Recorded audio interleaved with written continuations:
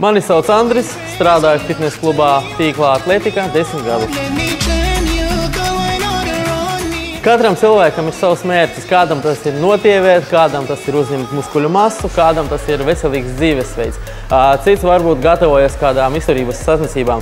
Un personāla treneris ir tas variants, kas palīdzēs sasniegt šo te mērķi.